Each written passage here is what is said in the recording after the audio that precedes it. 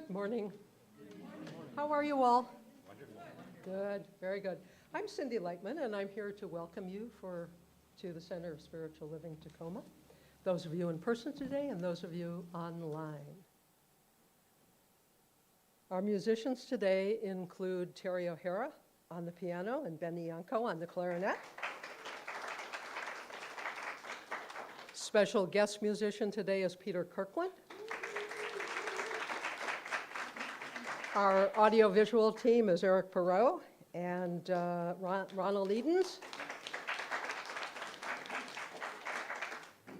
On platform today is Suzanne Frazier, and Bev will be holding high watch in the back.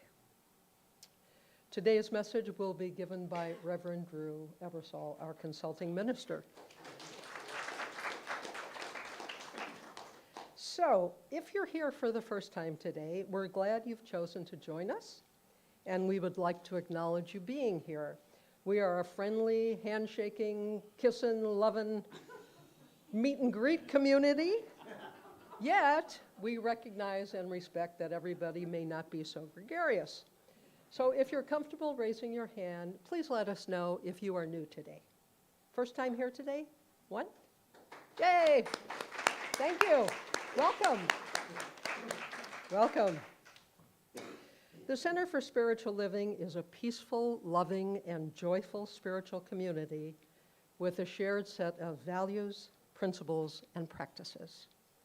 At the core of our belief is the existence of a single source, whom we call God or Spirit. This Spirit inspires, guides, supports, and nurtures our individual awakening and our day-to-day reality. This loving consciousness desires only for the highest and greatest good for creation. We embody an understanding of our oneness with this source. We are committed to individual transformation and to being a beneficial presence on the planet. Our vision is creating a world that works for everyone. Our mission is empowering you to bring your dreams to life. We do this by practicing meditation and prayer, offering a spiritual home, teaching universal spiritual principles, science of mind, giving consciously, living in the present moment, engaging in a life of service, and providing a pathway to peace of mind. I'll now turn it over to Suzanne for the opening meditation and prayer.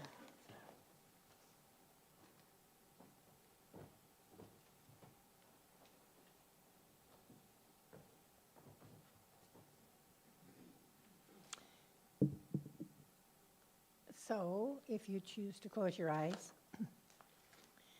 I'm going to open with a newly thought kind of a meditation, and I'll end with prayer.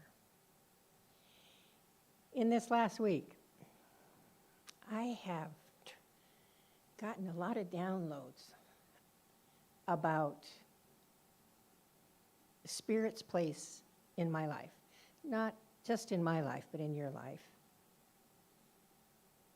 And how immeasurably important it is.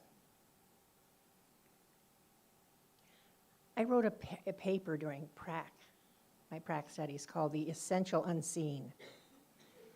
And so that's kind of what it's brought forward for me. So if you choose to if you find a garden in your memory there, a beautiful leafy green place. Maybe there's birds there, maybe there's all rabbits, maybe there's squirrels. But it's a leafy green, beautiful, silent place. And maybe there's a bench there. And it's a place that perhaps you sit and just be. And in that space, think of a person, any person that may have played a part in your life that was important. A place of comfort, a place of love, a person that accepted and unconditionally loved you, someone you trusted with your innermost secrets. It could even just be yourself. But take a moment to feel that person's presence if you can.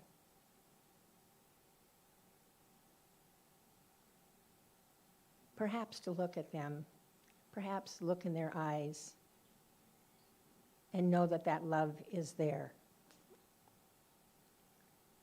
It's profound, that kind of an experience, to have that kind of communion with a different person. And the reality is that it's just something we don't ever really see, but we believe in. We believe in it. It sustains us. We're surrounded by tables and chairs and cars in our houses and things like that that seem to identify our reality.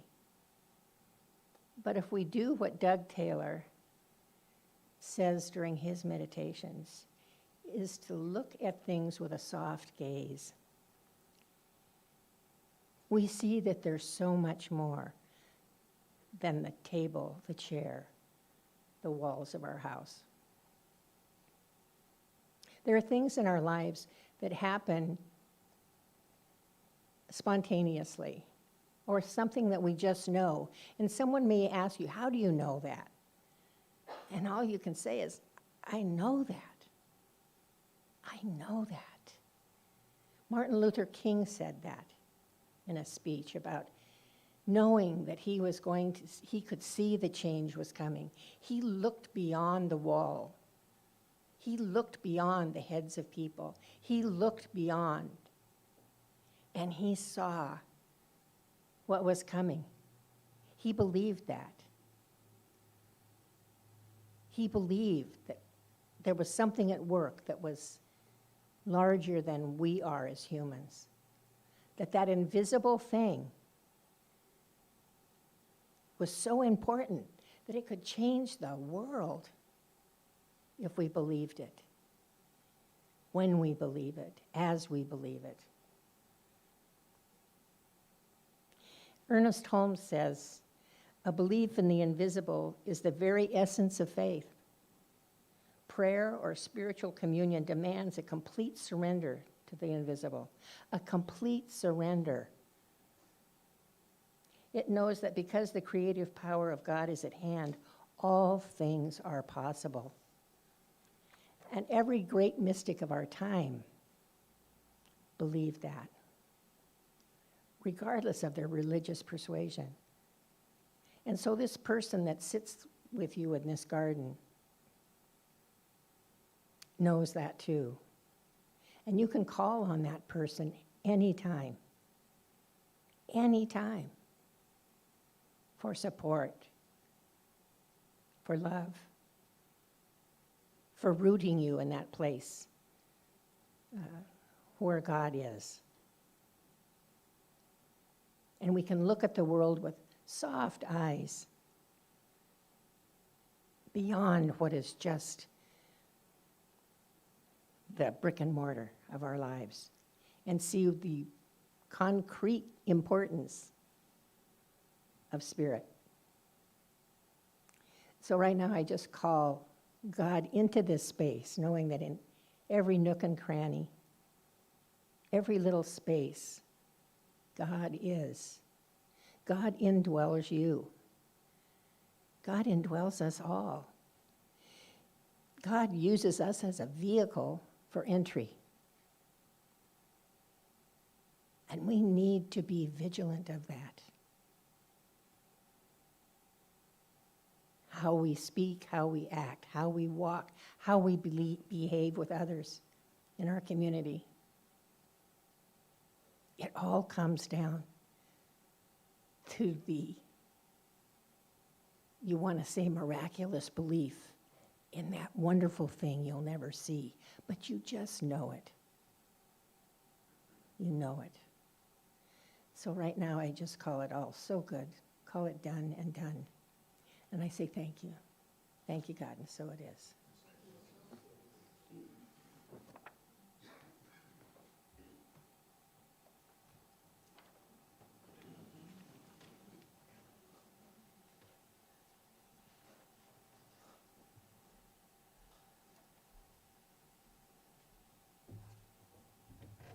I wonder if I can get everybody to sing with me this morning. How about that? Can I? Okay. I see trees of green, red roses too. I see them bloom for me and for you. And I think to myself, what a wonderful world.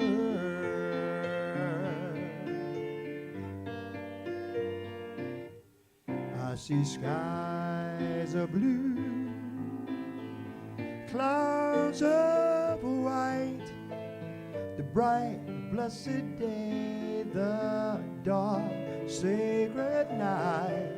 And I think to myself, what a wonderful world.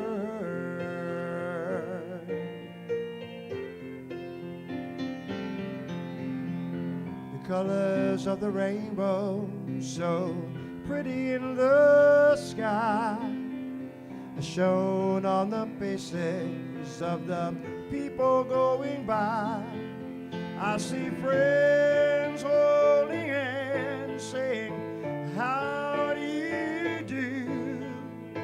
What they are saying is, I love you.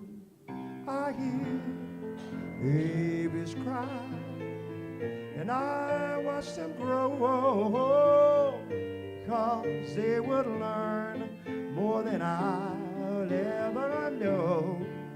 And I think to myself, what a wonderful world.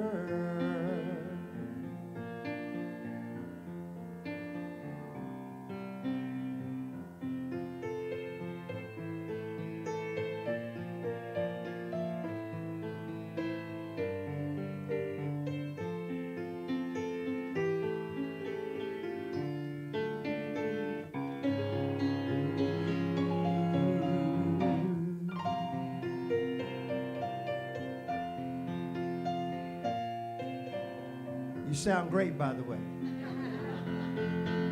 The colors of the rainbow, so pretty in the sky, are shown on the faces of people going by. I see them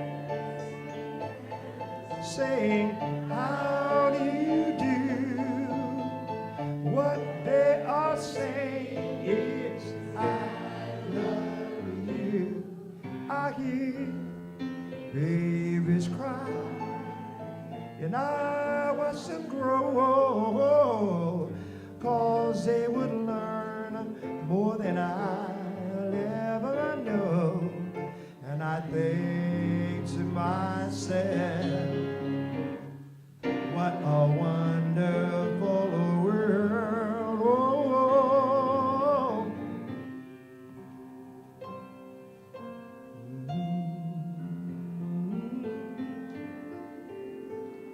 thank you so much. What a wonderful world.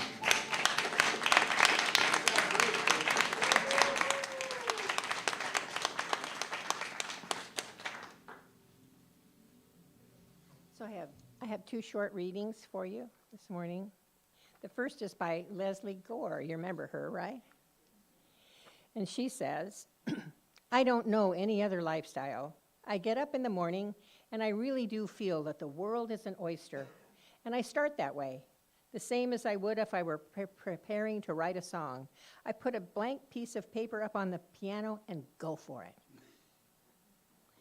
And from Ernest Holmes, as I go forth today and embark on the wonderful experience of living, I am on a journey of self-discovery and also of the discovery of the self. hidden in everyone, and the power back of everything. And I think now we have our minister's moment. Karen there. Yes, we do. Thank you. Hi, everybody. Can you hear me? Okay, good. Well, I'm happy to be here this morning, and I'm very excited because as soon as I finish up with Minister's Moment, I'm exiting out of here. My car is packed and ready to go, and I'm on my way to Santa Rosa to go to the Vista Conference. That's our annual Centers for Spiritual Living conference, and I'm so grateful that I get to go in person this year. So I will have a wonderful report for you all when I return. And I'm just really looking forward to seeing some green growing things and all my friends, because Santa Rosa is where I went to ministerial school at the center there. So I know a lot of people there. For our minister's moment today, I have some more gratitudes for you. And I'm really pleased to see these things come across my text or email. In this case, they came via email. So here's some things that some of you all are grateful for. Family, self-discovery. That's one of my favorites, by the way, self-discovery. Supportive friends, freedom, acceptance, forgiveness, support, connection, change. That's another of my favorites, by the way. Redemption, recovery, sanity. That's one of my favorites too. Sunshine, The Artist's Way, an excellent book. Centers for Spiritual Living, kids, good health, good memories, and spring bulbs popping up out of the ground, which I hope to see this week in Santa Rosa. So keep those gratitudes coming, folks. I'm really enjoying them, and I hope you are too. Gratitude is a practice that if we do it regularly, we will begin to notice changes in our life. Good changes, wonderful things. Oh, so one more thing. I just want to let you know that we have settled finally on a date to start doing a visioning practice as a community. So this is open to the entire community. We are going to do 3 visioning sessions and then 1 session after that to discuss what came up and see if there's any action plans we want to formulate from there. If you've never done a visioning before, visioning is a very powerful spiritual practice. It's different than visualization. And visualization is where we get a picture in our mind of something. Visioning is different. Visioning is where we open up to the spirit, to God, to whatever it is we want to call that. And we open up to that and we allow that voice to come into our being and voice what it is it wants us to know about a given situation. We're going to be visioning about a mission and vision statement for this community. We're going to be visioning about how we want to embody as people in this community. So it should be very, very powerful. Everyone is invited. It will be starting on March 11th, and it'll be let me get to my calendar, every Saturday, March 11th, March 18th, and March 25th at 10 a.m. via Zoom. I will be creating a Zoom room when I get back from Vista, and we'll be putting it in the newsletter and the announcements and on the website so that everybody can have access to that Zoom information and log in and join us. No charge for that, although love offerings are always welcome. And then we're going to skip April Fool's Day. No fooling, we're skipping April Fool's Day. And our last session will be April 8th, also at 10 a.m., also via Zoom. And that day we will be discussing what came up for us in the visioning. So I hope all of you will join me. And that is it for my minister's moment for today. I hope you all have a wonderful day. I know I will. And I turn it back over to all of you. Thank you and goodbye.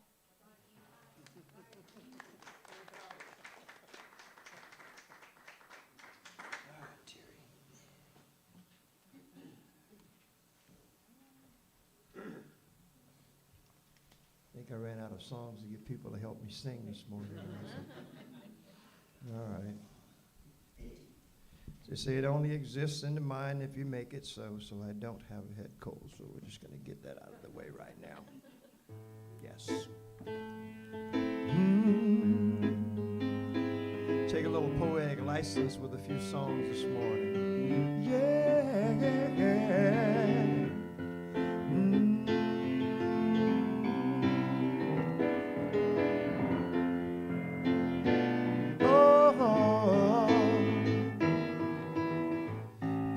Talk about the weather like it's always gonna rain. They say it's getting harder. When it's ever gonna change? Just take a look at all the flowers in the field. None have never stressed like this. You gotta believe in something. You gotta believe in something. No matter what the cost, no matter what is lost, you gotta believe. You gotta believe. All this anger and confusion will make you lose your way. Forget the world around you. Get stronger and you pray. Look at the birds in the sky, no, they don't feed, but they will find a way to read. You gotta believe in something. You got to believe in something.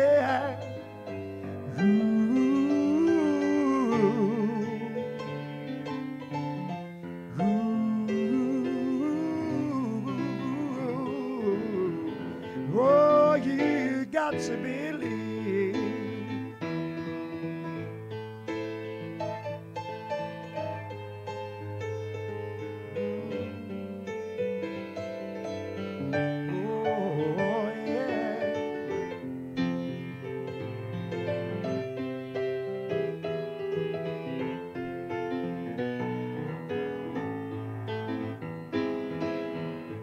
All this anger and confusion will make you lose your way. Forget the world around you. Have stronger faith and pray. Look at the birds in the flowers, they don't read, but you will find a way to feed. You gotta believe in something. You gotta believe in something. Ooh.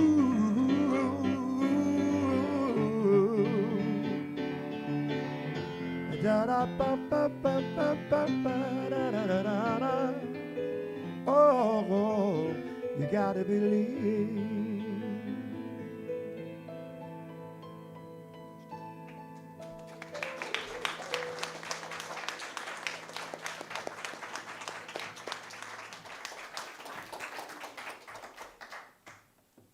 Kirkland. Let's hear it for him one more time.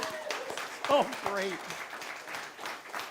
Carrie, Benny's so beautiful, really. Everyone. Let's take a deep breath together. Let's just breathe that in. We are here. We are now. We are alive. We are full of that one Spirit that lives with us always. And what we're doing is we're recognizing it. When we come here, we see it. So we get to experience it. That's the beauty of what we build here, we create here, we offer to the world. We do it within us, and we take it forth wherever we go. So today's talk is, life is an oyster. Oftentimes we hear, life is my oyster. But I love the fact that it was actually printed that way before I even saw it. Life is an oyster, and I thought, perfect, there are no mistakes. Because it's not mine or yours, it's ours. It's our world. The world is an oyster. The world is an oyster. Not the world is my oyster or your oyster. That implies someone's duality. The world is an oyster. And I thought long and hard about it. Many times we think the world is an oyster. What do we think? We think of the pearl, don't we? That's the first thought that comes to mind. Only the pearl.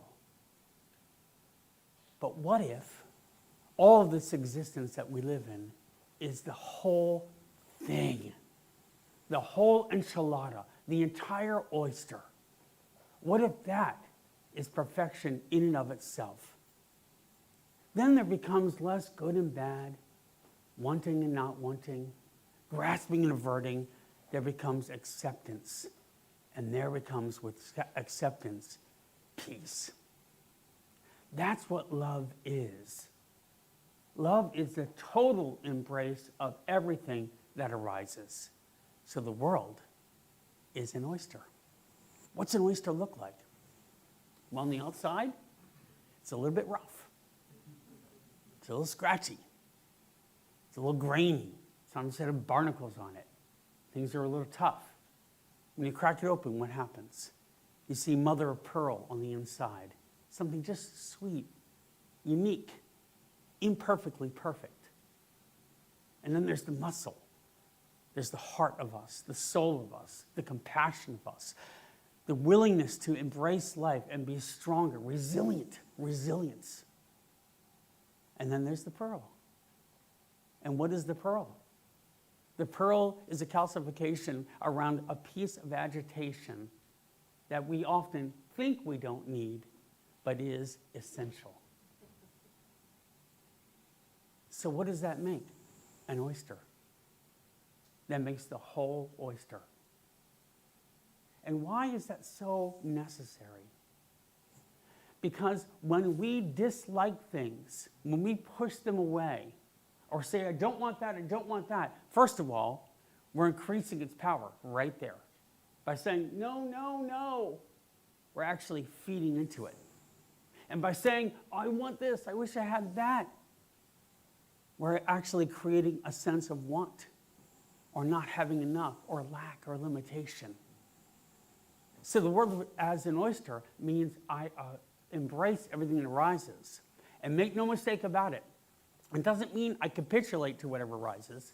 It means I can still move forward with what I want, but I have full faith to know that whatever I am given is for my greatest good. Can we all know and believe that? If we can take that full faith that whatever we're given is for our greatest good, then we can relax. Everybody take a deep breath again. We can be at ease. We can know that it's all for the greatest good, that it's all God. There is no duality. There is no right and wrong. There is no essentially good or bad. There is what is that arises. That full embrace, my friends, is where our peace lies. You know, there's an interesting study they've done where wanting something or not liking something, first of all, not wanting something, as I said, feeds into it, gives it energy, but it also creates dissonance within us. It creates a disease within us. It creates a no, and this puts us out of balance. And you know how when you want something, you're wanting something, and you finally get it and you feel good temporarily? Do you know it's not actually the thing that makes you feel good? It's the relief from the sense of wanting. Isn't that wild?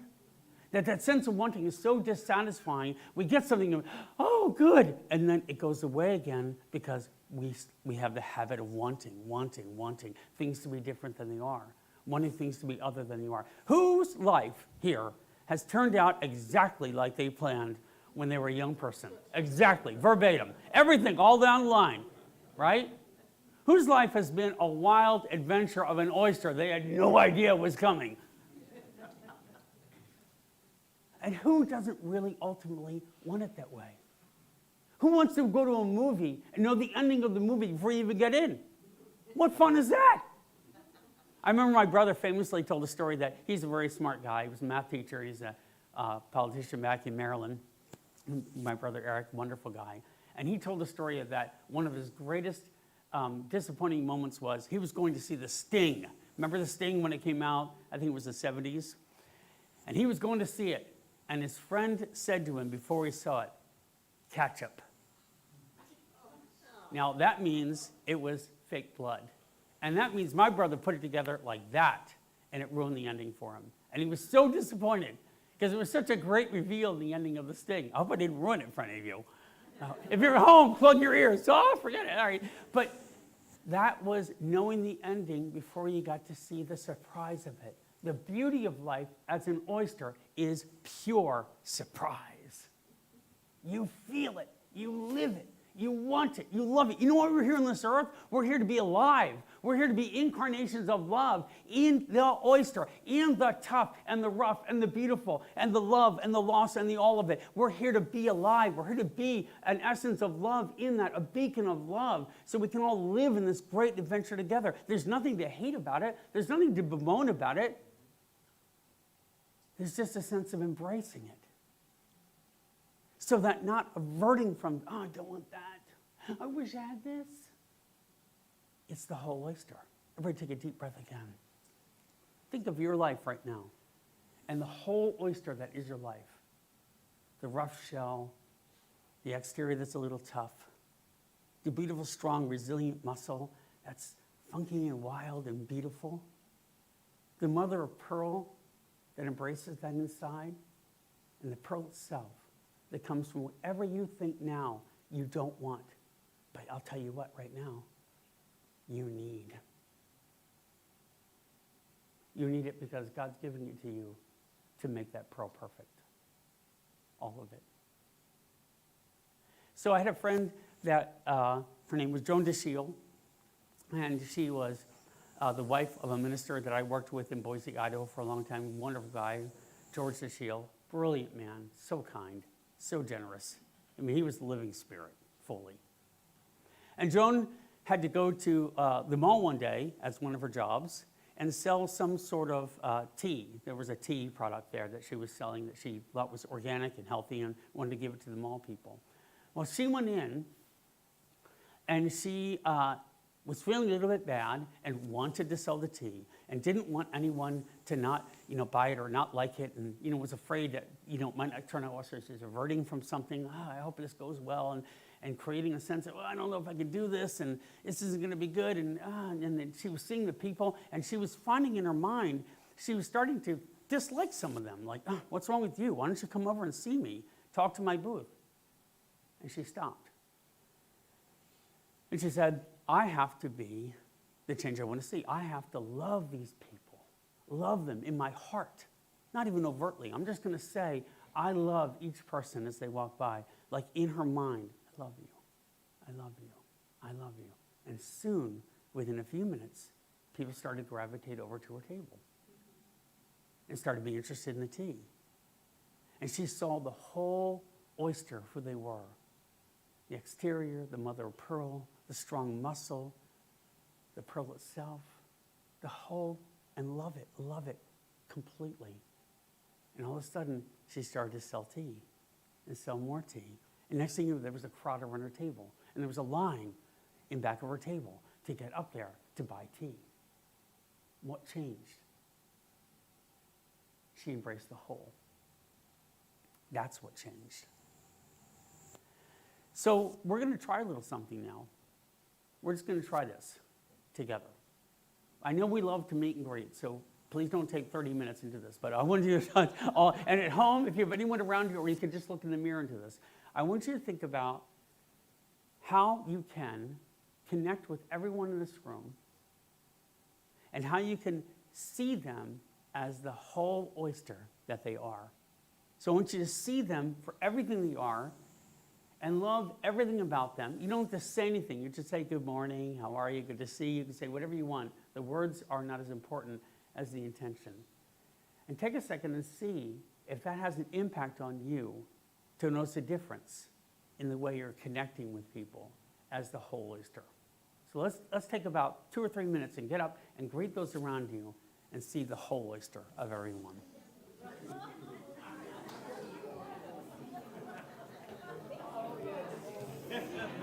Hey. Good to see you always. Great to see you.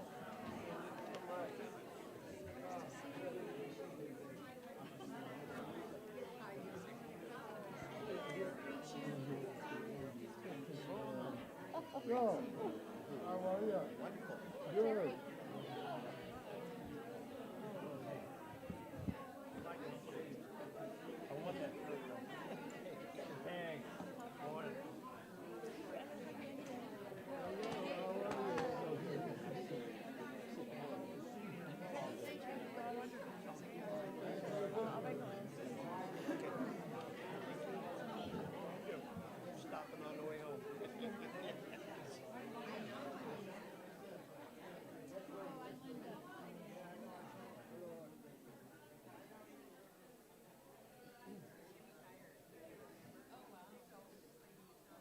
All right, let's come back. Let's start to come back.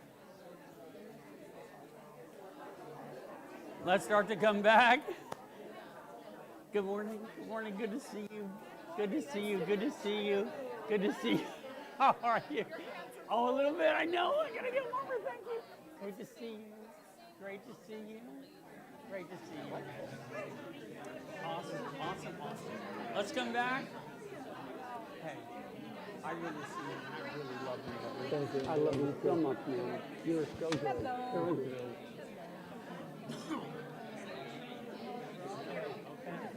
Hi, Benny. All right, let's come back. Let's come back. Let's come back. This is a good problem to have, that we can't stop talking to each other and we love each other this much. All right, let's come back, if we can. Thank you. Thank you, Cindie. I should save this for the end of service. I love it. Come on back. Come on back. The what? Oh, yeah, I can ring the bell. It's true. Come on back. Come on back. All right, let's all come back and let's take a deep breath right now. What did you notice there in your intention to love the whole person completely? Not what you think you're just like, but everything about them. What's everything? Everything is arising because it's all ordained. How do you feel right now in doing that? Joy. That is stone cold real. That is as real as it gets. What you're doing is you're channeling that divine love in an unconditional spirit into the present moment right in front of you in everything you're doing. That's why I think, I believe, I know that if we learn to love the whole oyster, the world is an oyster, all of it together, we increase our acceptance, our relaxation, our ease, our sense of beauty through whatever arises. Many of you know my story because it happens within you first. What's in you that you may be disliking or not wanting right now? Think. How can you learn to love it? How can you learn to love it? Love it so deeply that it becomes beautiful just as it is. And not for perfection's sake or beauty as some unattainable thing, beauty as the perfectly imperfect piece of you that is, the perfectly flawed, wonderful, unique, amazing piece of you that is, because you just did it with each other. Now turn it back to you. Do you see how that works? It's breathing in and breathing out. It's love for others and love for you. I know I used myself as an example, but I'll do it again because I had a brain tumor that knocked me on my butt. I couldn't walk, I couldn't talk, I couldn't swallow. It was magnificently difficult. And my wife and my son are right back there, and my cousin, and they helped me through it, and I love them dearly for it eternally. But it was an oyster. The external part of it was loss of hearing, facial paralysis, things that I thought were devastating, things that in the beginning I averted from. I looked at myself in the mirror and I said, "You're ugly, Drew. You are straight up ugly. You're an ugly dude. You're not worth looking at." And it was devastating. And then with time, I learned to relax and embrace what is. What is that exterior teaching me? Compassion, acceptance, learning to see the perfection in the imperfection, the beauty of what arises. So now that's what I see, what I strive to see. What's the mother of pearl? It was a sense of being able to love those around me and love that sense of all that we are embracing, of that sense of pure joy and kindness and grace. What was the muscle of resilience? Big.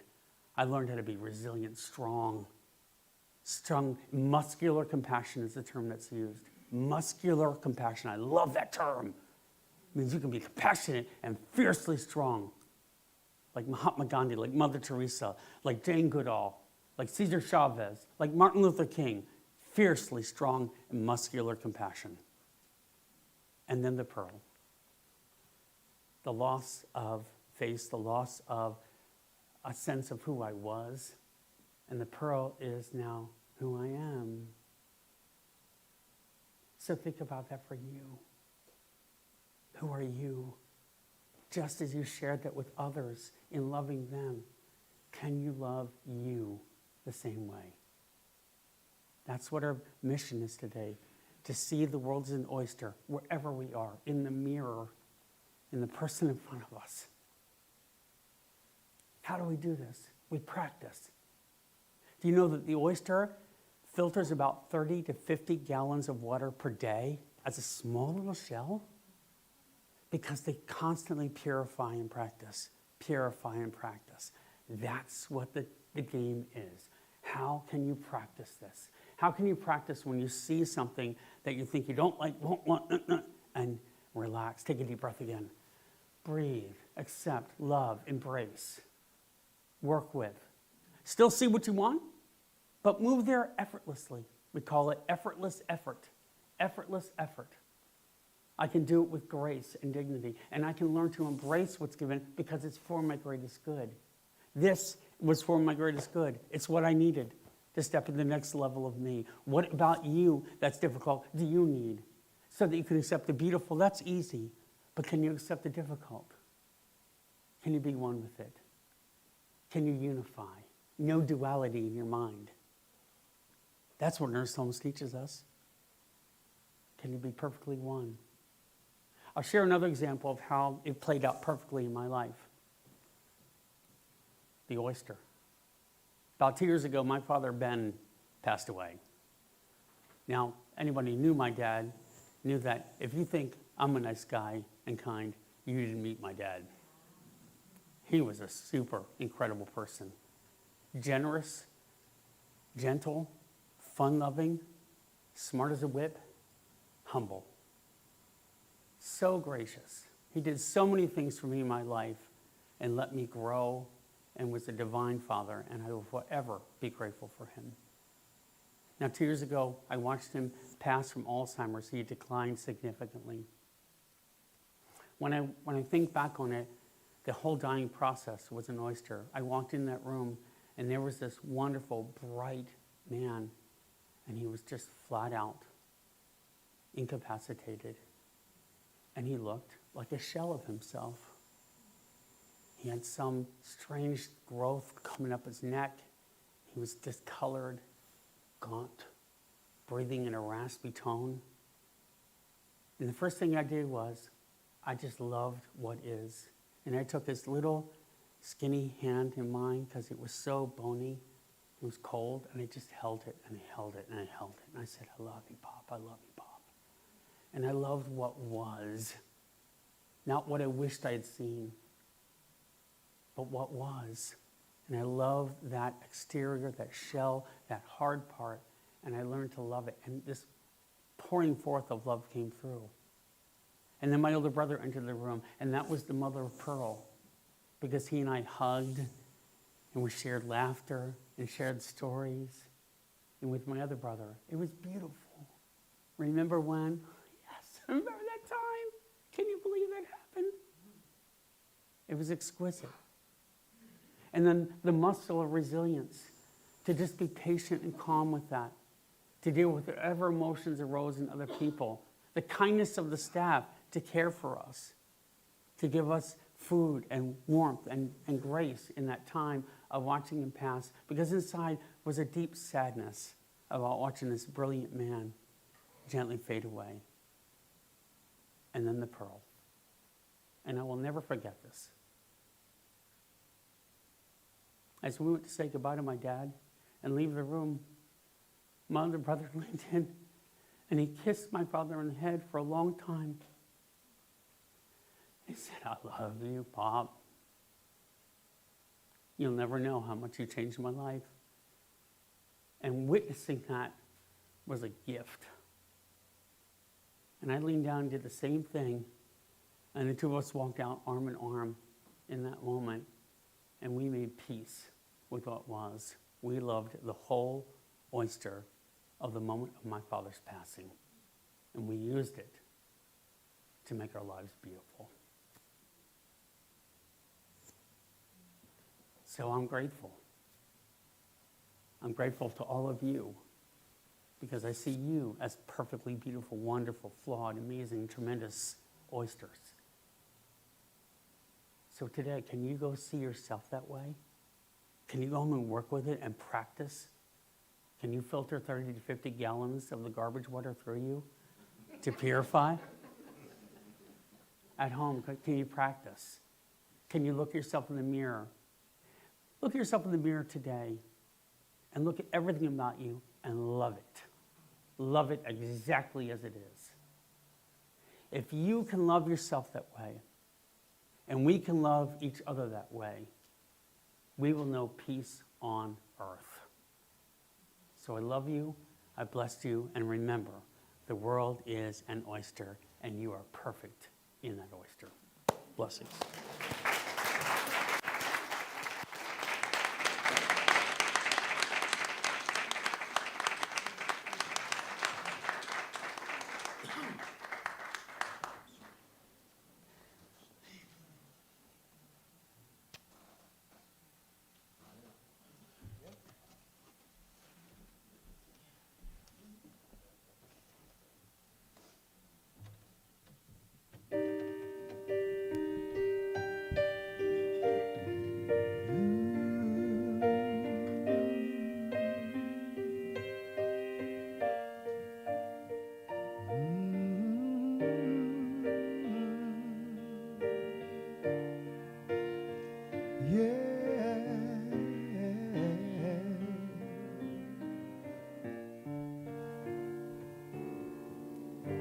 Everything must change.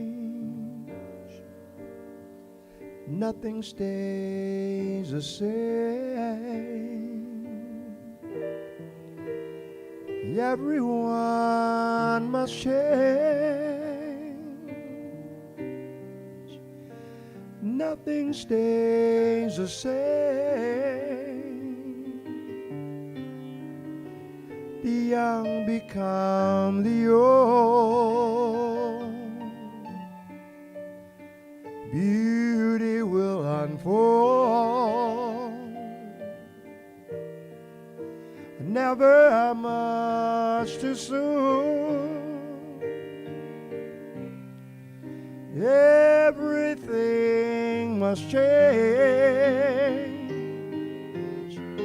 There are not many things in life you can be sure of.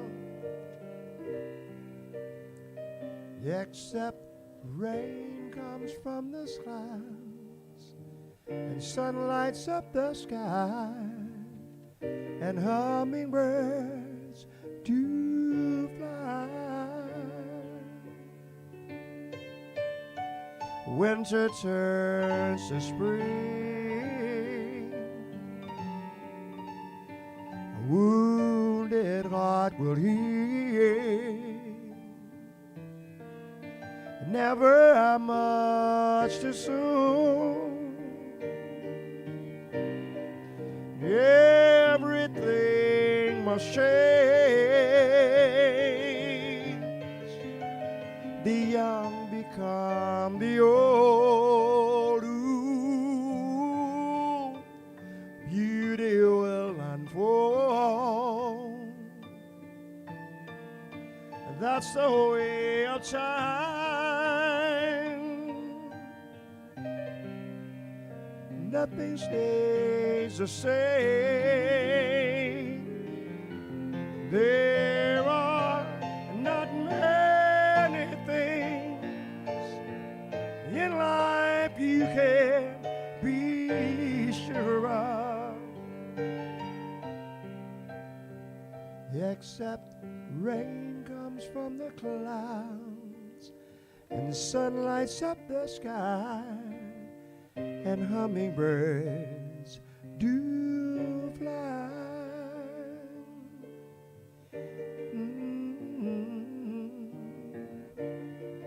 Oh,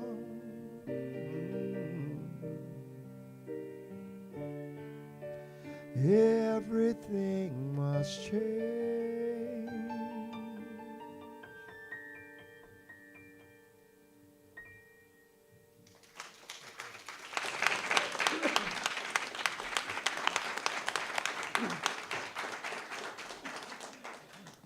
Wow. So I'd like to ask the ushers to come forward, please. And please join me in saying the offering prayer, offering blessing together. Divine love, through me, blesses and multiplies all that I have, all that I give, and all that I receive. Thank you, God, and so it is.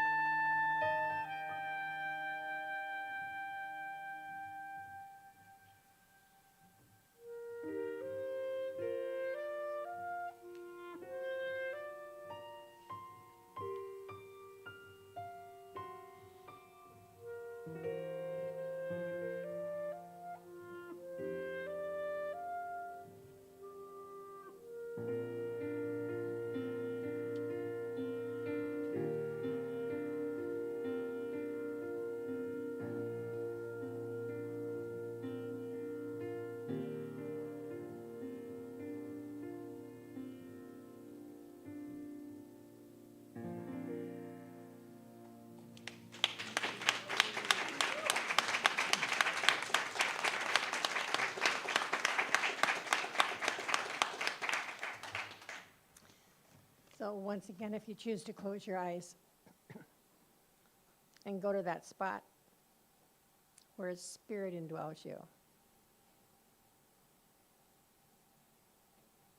and know that everything that has happened here in this last hour was perfect. Benny, Terry, Peter, Drew, of course. It all came together in this perfect harmony. And that's how God shows itself to us. That's how we know Spirit is real. In moments of doubt or trouble or challenge, we can always come back to that beautiful place.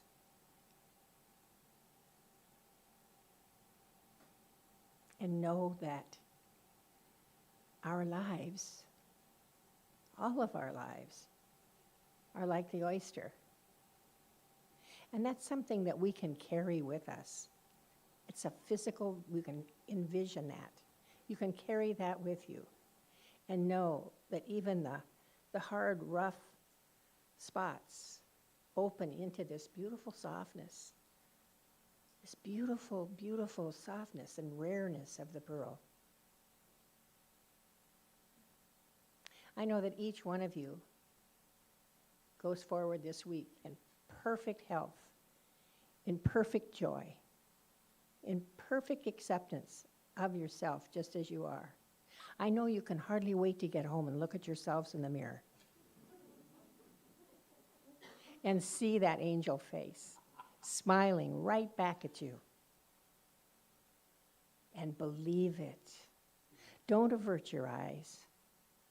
Really look at yourself in the eyes and see the beauty there. The beauty that I see. The beauty that the person sitting next to you sees and feels. It's something we feel, not just see. So I just wish you every happiness this week. Have fun. Find something to giggle at. And know that it's all truly good. So I just call it very, very good. It's done. And so it is. Thank you, God.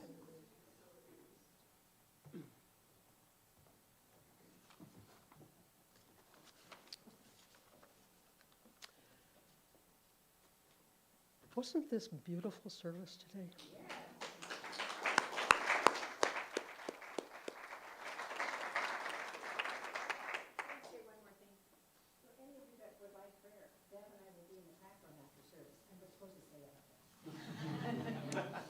So I don't have to do announcement number 1 because you just did it. Prayer room is back there for anybody who would like to be with the practitioners. We're way over time, so I'm going to be real fast. So don't forget Reverend Drew's meditation on Thursday nights at 7 o'clock. We have 2 tickets left for Vista, if anybody wants them, $60 a piece. More information on the website. Doug Taylor is continuing his book study of creating the beloved community. He's got 2 more sessions, and you are invited to come. Does anybody have a birthday this week? Nobody? Or you're just hiding? Nobody? Okay. So thank you so much for being here today. I have an announcement. You have an announcement? Yes, Kevin is here today with us, our choir director, formerly. And if anyone is interested in joining us for the choir, talk to Kevin after the service. Hi, Kevin. Yep.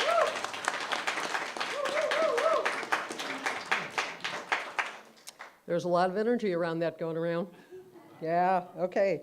So, thanks so much for being here. See you next week. Please stand and join hands across the aisle, and we'll do the peace song.